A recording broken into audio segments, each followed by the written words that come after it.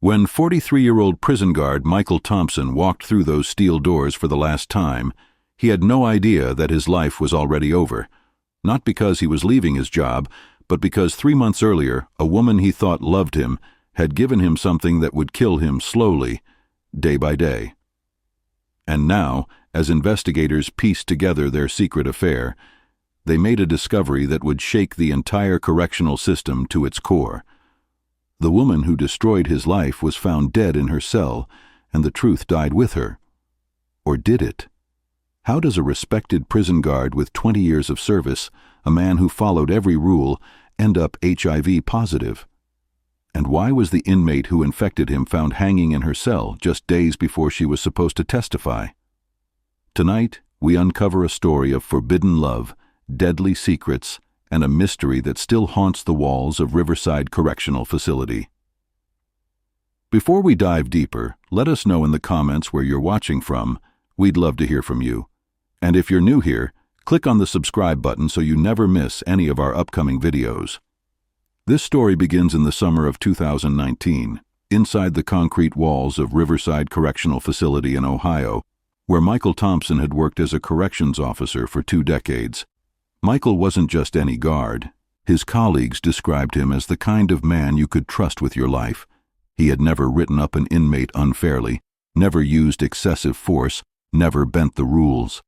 His supervisor, Captain Rodriguez, would later tell investigators that Michael was the most reliable officer on his shift. He arrived early, stayed late, and treated everyone with respect, even the most dangerous inmates. Michael had been married to his high school sweetheart, Sarah, for 18 years. They had 2 teenage daughters, Emma and Jessica. Every Sunday, the Thompson family attended service at First Baptist Church, where Michael served as a deacon. His neighbors in the quiet suburb of Millfield knew him as the guy who shoveled their driveways in winter and helped jump-start their cars. This was not a man who broke rules. This was not a man who engaged in risky behavior. So when Michael Thompson tested positive for HIV in November 2019, everyone who knew him was stunned. The question that would haunt this case was simple. How did a man like Michael Thompson contract a disease that, given his lifestyle, he should never have been exposed to? The answer to that question had a name, Christina Martinez, but everyone called her Tina. 31 years old, serving a 7-year sentence for aggravated robbery, Tina had been at Riverside for 2 years when she first caught Michael's attention. Unlike many of the hardened women in the facility, Tina possessed an almost magnetic charm. She was articulate, well-read, and had a way of making you feel like you were the only person in the room when she spoke to you. Dr. Patricia Williams, the prison psychologist who had evaluated Tina during intake, described her as highly intelligent with a complex personality. Tina had grown up in foster care, bouncing between homes from age 6 after her mother died of a drug overdose. By 15, she was living on the streets. By 18, she had survived things that would break most people.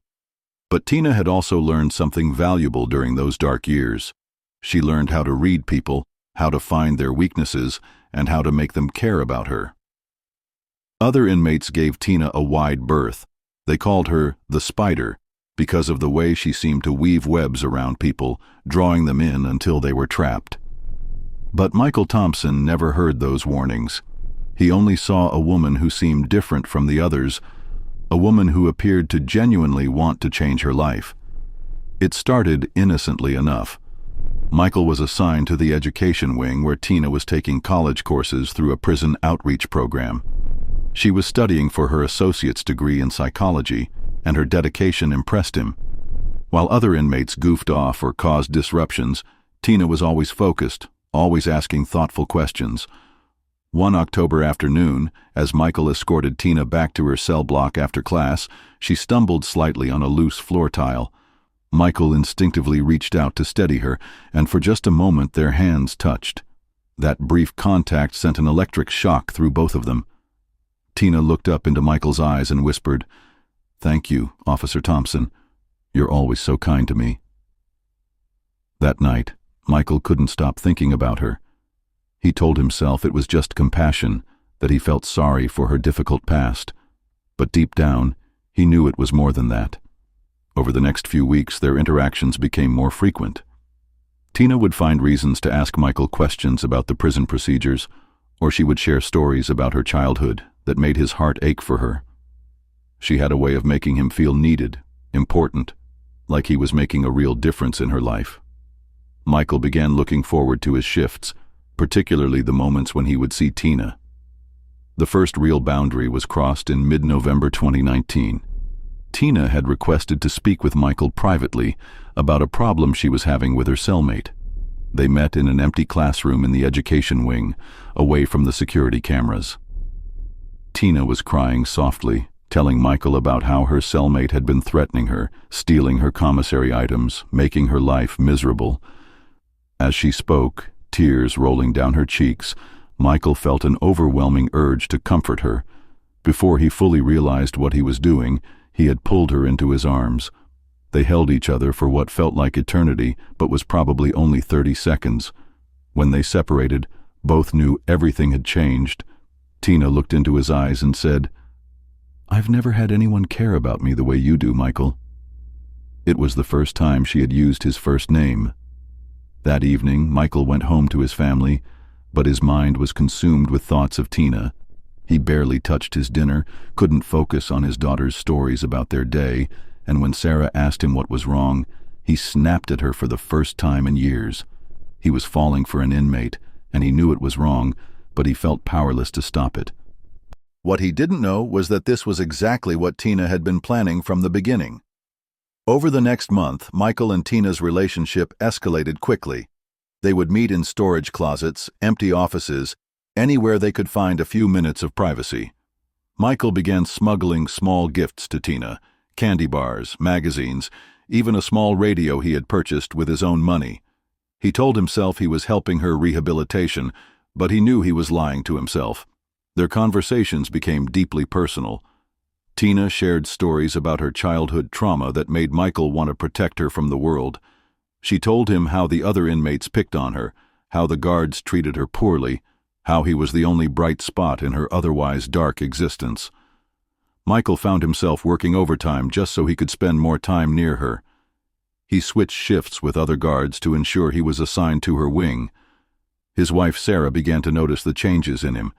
He was distant, distracted, and when she tried to initiate intimacy, he would find excuses to avoid it. Their marriage, which had been solid for 18 years, began to show cracks. But Michael was so consumed with his feelings for Tina that he didn't notice his family falling apart. What he also didn't notice were the subtle signs that Tina's feelings for him might not have been genuine. The way she would sometimes look at him with calculating eyes when she thought he wasn't paying attention. The questions she would ask about his family, his finances, his schedule that seemed designed to gather information rather than show interest. On December 15, 2019, exactly 3 months after their first meaningful conversation, Michael and Tina's relationship became physical. It happened in the prison laundry room during Tina's work detail. Michael had volunteered to supervise the laundry that day, even though it wasn't typically his assignment. They were alone among the industrial washing machines and dryers, the sound of the machinery masking their conversation. Tina had been particularly emotional that day, telling Michael about a letter she had received from a former foster family who wanted nothing to do with her. She seemed so broken, so vulnerable, that when she reached for him, he didn't resist. What happened next would change both of their lives forever. Their first intimate encounter was passionate but brief, lasting maybe 10 minutes before they heard footsteps in the hallway and quickly separated. Michael's heart was racing, not just from the physical intimacy, but from the realization of what he had just done. He had violated every rule he had sworn to uphold. He had betrayed his wife, his family, his profession. But when Tina looked at him with tears in her eyes and whispered, "I love you, Michael," all his guilt melted away. He believed her. He wanted to believe her. What he didn't know was that Tina had been HIV positive for 3 years, diagnosed shortly after her arrest, but never disclosed to anyone at the facility. She had been taking antiretroviral medication, but had stopped 6 months earlier. The viral load in her blood was at its highest point in years. January and February of 2020 brought increasing paranoia for Michael. He became convinced that other guards suspected something. Every look from a colleague felt like an accusation. Every question from a supervisor felt like an interrogation. His work performance began to suffer. He made small mistakes he had never made before, forgetting to lock doors, missing details in his reports, arriving late for his shifts. Captain Rodriguez called him into the office twice to ask if everything was all right at home. Michael assured him it was, but Rodriguez wasn't convinced. Meanwhile, Tina seemed to be thriving. She was more confident, more radiant than she had ever been. Other inmates began to whisper about her transformation. Some suspected she had found a way to get drugs. Others thought she might be getting special treatment from the guards. But a few of the more observant inmates noticed the way Tina would smile when Officer Thompson walked by. They saw the meaningful glances, the subtle touches when he handed her items. The rumor mill in prison is relentless, and slowly, whispers about Michael and Tina began to spread. By March 2020, several inmates had approached other guards with their suspicions, but those reports were initially dismissed as typical prison gossip. On March 18, 2020, Michael Thompson's world collapsed. He had been feeling unwell for several weeks. Persistent fatigue, night sweats, a strange rash on his chest that wouldn't go away. His wife Sarah had been begging him to see a doctor, but Michael kept putting it off. He was afraid of what they might find, though he couldn't have articulated why. When he finally went to his family physician, Dr. Stephen Walsh, the initial examination seemed routine. Dr. Walsh ordered standard blood work, expecting to find maybe anemia or a thyroid issue, but when the results came back 2 days later, Dr. Walsh's face went pale. Michael's HIV test was positive. The viral load was significant, indicating he had been infected for several months. Dr. Walsh, who had been treating Michael's family for over a decade, was stunned. Based on Michael's medical history and lifestyle, there was no obvious source of infection. When Dr. Walsh asked Michael if he had engaged in any high-risk behaviors, Michael initially denied everything.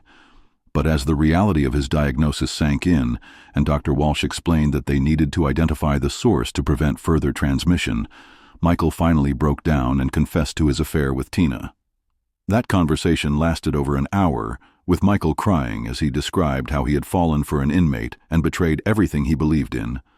Dr. Walsh was legally obligated to report Michael's case to the Ohio Department of Health, and within 24 hours, investigators from both the Health Department and the Department of Corrections were involved.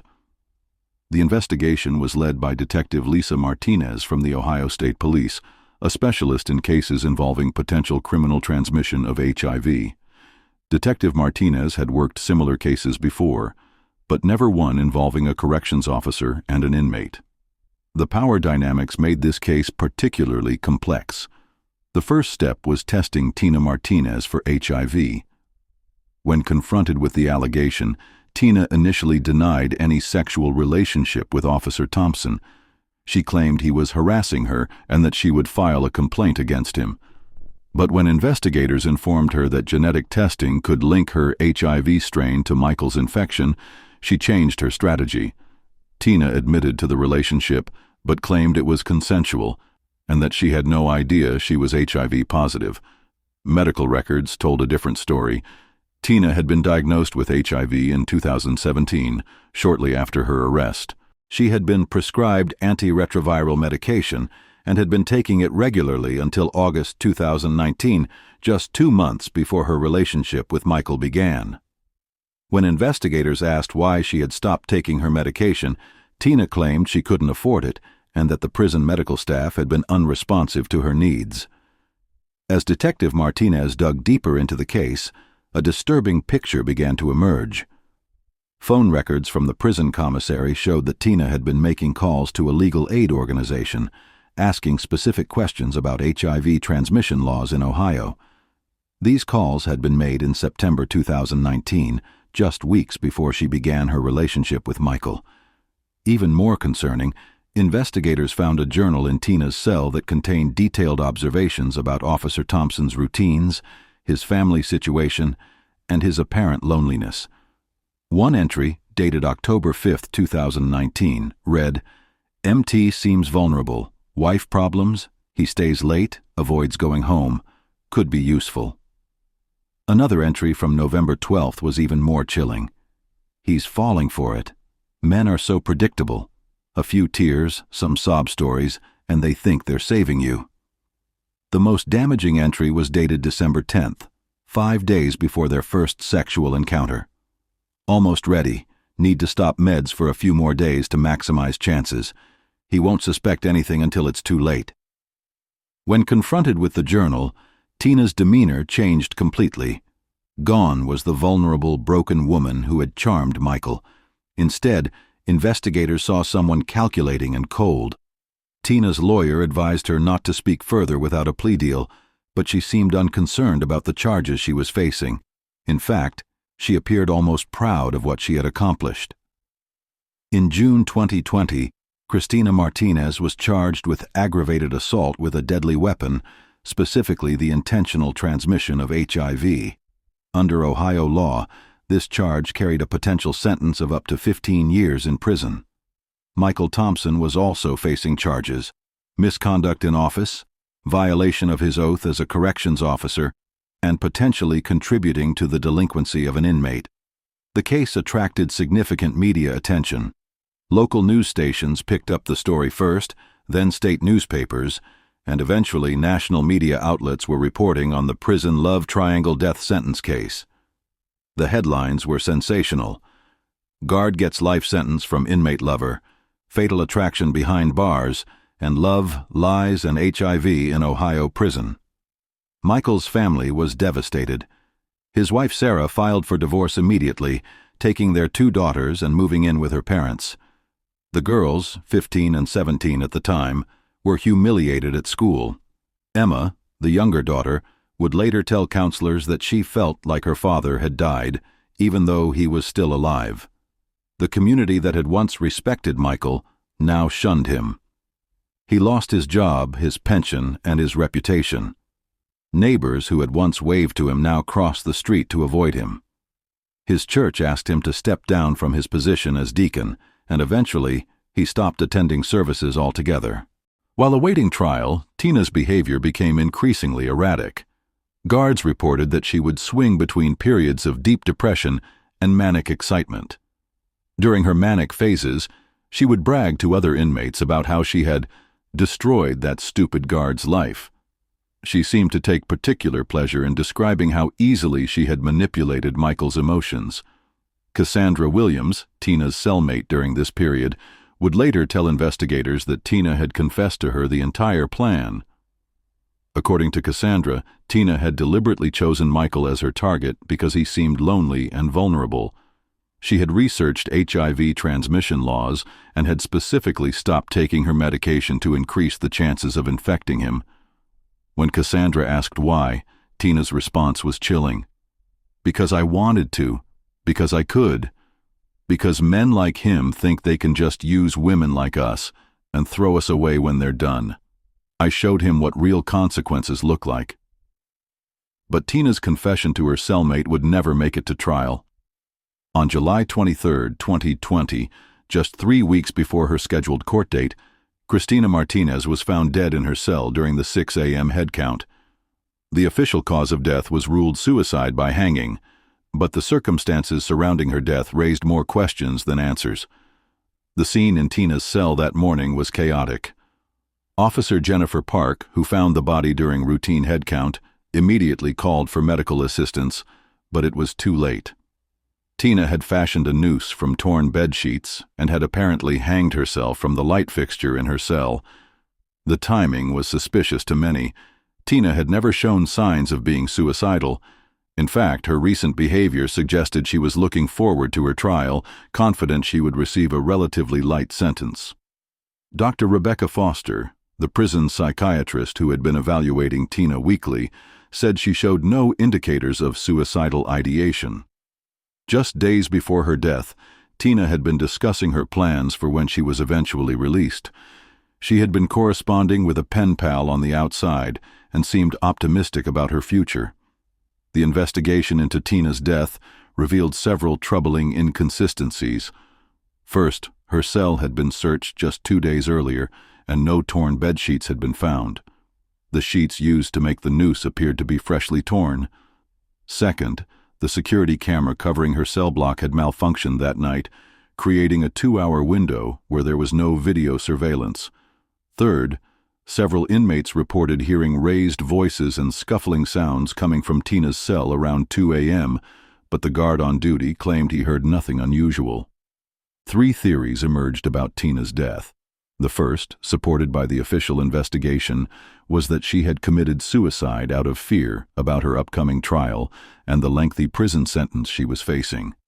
This theory suggested that despite her outward confidence, Tina had been privately struggling with the reality of spending potentially another 15 years behind bars. The second theory, whispered among inmates and some guards, was that Tina had been murdered. According to this theory, either other inmates had killed her out of disgust for what she had done to Officer Thompson, or guards had taken justice into their own hands. Michael Thompson, despite everything Tina had done to him, had been well liked among the staff. Some believed that one or more guards had decided to deliver their own form of justice. The third theory, the most disturbing of all, was that Tina's death had been ordered by someone on the outside.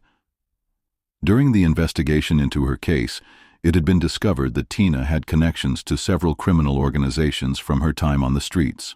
Some speculated that her death was meant to prevent her from testifying about other crimes or other people who might have been involved in schemes to exploit corrections officers. Detective Martinez spent months investigating each theory, but ultimately there wasn't enough evidence to conclusively prove murder. The case was officially closed as a suicide, but doubt lingered. For Michael Thompson, Tina's death brought no closure, only more questions and more pain. He was still facing criminal charges, but with the key witness dead, prosecutors decided to offer him a plea deal. He would plead guilty to misconduct in office and serve 6 months in county jail, followed by 2 years of probation. He would never be allowed to work in law enforcement again. Michael accepted the plea, partly because he didn't have the money to fight the charges, but mostly because he felt he deserved punishment for what he had done. His HIV treatment was progressing well. With modern antiretroviral medications, his viral load had become undetectable, meaning he couldn't transmit the virus to others. But the emotional and social consequences of his infection continued to devastate his life. During his 6 months in jail, Michael had plenty of time to think about what had happened to him. He wrote dozens of letters to his daughters, most of which went unanswered. He wrote to his wife, begging for forgiveness, but Sarah had already moved on. She was seeing someone new, a man from their church who treated her daughters with kindness and respect. Michael couldn't blame her. He had destroyed their marriage and their family with his selfish choices. The case of Michael Thompson and Christina Martinez sent shockwaves through the Ohio Department of Corrections and correctional systems nationwide. It highlighted the vulnerability of prison staff to manipulation and the serious consequences that could result from inappropriate relationships between guards and inmates. New training programs were implemented to help staff recognize and resist manipulation tactics. Security cameras were upgraded throughout the prison system, and policies regarding staff-inmate interactions were strengthened. Dr. Patricia Williams, the prison psychologist, was tasked with developing psychological profiles to help identify inmates who might pose a risk to staff. Her research revealed that Tina Martinez fit a specific pattern of inmates who use sexual manipulation as a form of power and control. These inmates often target staff members who appear lonely, vulnerable, or dissatisfied with their personal lives. But the case also raised troubling questions about the treatment of HIV-positive inmates and the availability of proper medical care in the prison system. Advocates argued that if Tina had received better medical support and counseling, she might not have stopped taking her medication, and the entire tragedy could have been prevented. Prison officials countered that Tina had deliberately stopped her medication as part of a plan to harm Officer Thompson, and that no amount of support could have prevented her actions. The death of Christina Martinez meant that many legal questions would never be answered. Had she deliberately infected Michael Thompson? Was her journal evidence of premeditation, or simply the writings of someone with mental health issues? Would she have been convicted if the case had gone to trial? Legal experts were divided.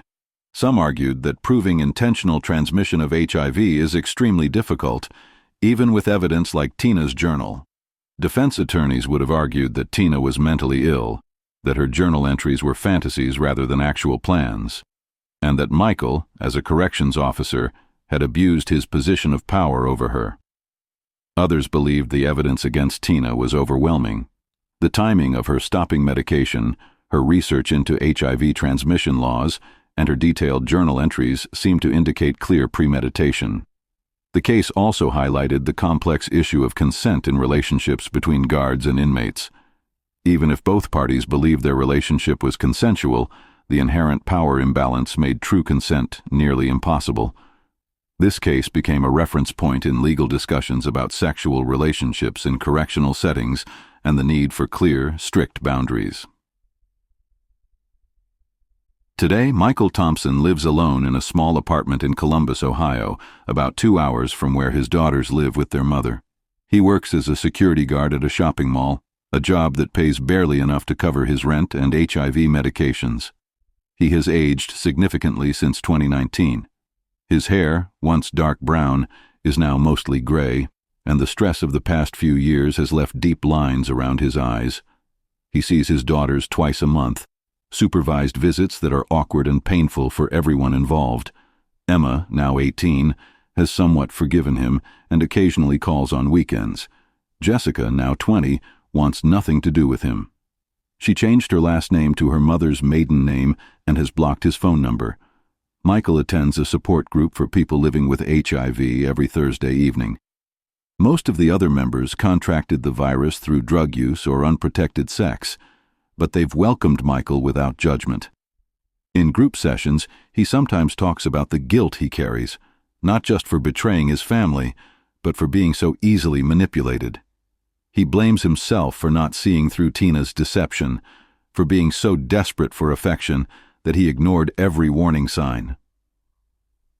4 years after Cristina Martinez was found dead in her cell, critical questions remain unanswered. Was her death really suicide, or was it murder disguised to look like suicide? If it was murder, who killed her and why? Several people had motives. Other inmates who felt she had given all female prisoners a bad reputation. Guards who were angry about what she had done to their colleague. Even people on the outside who might have wanted to silence her before she could testify about other crimes. The malfunctioning security camera was particularly suspicious.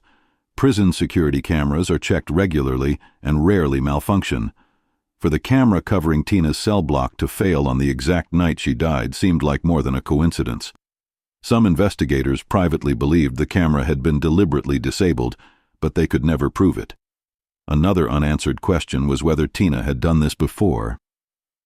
During the investigation, detectives discovered that she had been involved in inappropriate relationships with corrections officers at 2 previous facilities where she had been housed. In both cases, no charges were filed, and the officers involved had simply been transferred to other positions. This pattern suggested that Tina's manipulation of Michael Thompson wasn't an isolated incident, but part of a larger pattern of behavior. Beyond the legal questions and security concerns, this case represents a human tragedy that destroyed multiple lives. Michael Thompson lost his career, his family, his reputation, and his health. His daughters lost their father, not to death, but to disgrace. His wife, Sarah, now remarried, still struggles with trust issues and feels she never really knew the man she was married to for 18 years. The other corrections officers at Riverside Correctional Facility were forced to examine their own relationships with inmates and wonder if they too might be vulnerable to manipulation. Morale at the facility plummeted, and several experienced officers transferred to other jobs rather than continue working in an environment that felt unsafe and unpredictable. The female inmates at Riverside found themselves under increased scrutiny from guards who no longer trusted any of them. New policies meant fewer educational and recreational opportunities as administrators sought to minimize interactions between staff and inmates. For many women who were genuinely trying to rehabilitate themselves, Tina's actions made their already difficult situation even harder. The story of Michael Thompson and Christina Martinez is ultimately a story about power, manipulation, and the devastating consequences of crossing boundaries that exist to protect everyone involved. Tina Martinez used the only power available to her in prison, her sexuality and her ability to manipulate emotions, as a weapon against someone she perceived as having wronged her simply by being part of the system that confined her. Michael Thompson, despite his position of authority, was ultimately the victim in this scenario, but his victimization doesn't excuse the choices he made. As a corrections officer, he knew the rules and the reasons behind them.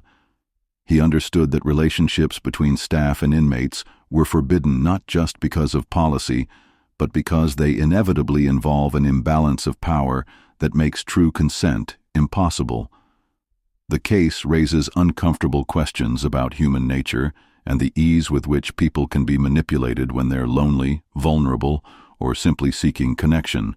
It also highlights the importance of mental health support and proper medical care in correctional settings. Had Tina received adequate psychological counseling and consistent medical treatment, would she have made different choices? The tragedy at Riverside Correctional Facility led to significant changes in how prisons across Ohio and other states train their staff and monitor interactions between guards and inmates. New psychological evaluations help identify both inmates who might pose manipulation risks and staff members who might be particularly vulnerable to such manipulation. Technology improvements include better security cameras, more frequent equipment checks, and monitoring systems that track unusual patterns of behavior among both staff and inmates. But perhaps the most important lesson from this case is the need for ongoing mental health support for corrections staff. The job of guarding inmates is inherently stressful and can be emotionally isolating. Officers who feel disconnected from their families or communities may be more susceptible to manipulation by inmates who are skilled at identifying and exploiting emotional vulnerabilities. Training programs now emphasize the importance of maintaining professional boundaries, not just as a matter of policy, but as a matter of personal safety. Officers learn to recognize the warning signs of emotional manipulation and are provided with resources to address personal problems before they make them vulnerable to exploitation. As we reach the end of this story, we're left with haunting questions that may never be answered. Did Christina Martinez plan to infect Michael Thompson from the very beginning, or did her plan evolve as their relationship developed? Was her death really suicide, or was it murder by someone who wanted to prevent her from revealing other secrets? And perhaps most importantly, could this tragedy have been prevented if the systems in place had worked differently? Michael Thompson continues to live with the consequences of his choices every day. The HIV infection that Tina gave him is manageable with medication, but the emotional scars may never heal. He knows that his daughters will always see him as the man who destroyed their family, and that knowledge is perhaps more painful than any physical illness could be. In our final conversation with Michael, he said something that has stayed with us. I keep thinking about whether she really loved me, even just a little bit. I know it sounds crazy after everything she did, but part of me needs to believe that some of what we had was real. Because if it wasn't, if it was all just a game to her, then I don't know how to live with what I gave up for nothing.